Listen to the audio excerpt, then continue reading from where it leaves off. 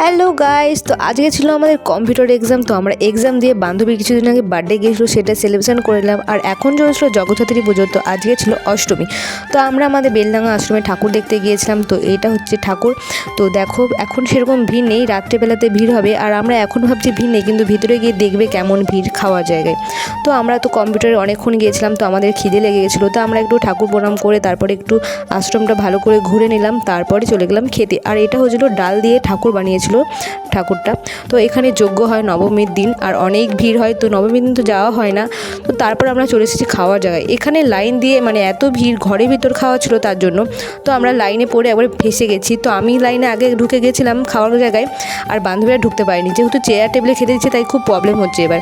তো আমি আগে ঢুকে পড়েছি, তারপরে খিচুড়ি খেয়ে নিয়েছি। আর গাইস শুধু খিচুড়ি না, চাটনি, পাঁপড়, বুদিয়া, পায়েস সব কিছু ছিল। তো গাইস আজকের ভিডিওটা এই পর্যন্ত। ভালো লাগলে লাইক কমেন্ট শেয়ার। আজকের মতো টাটা।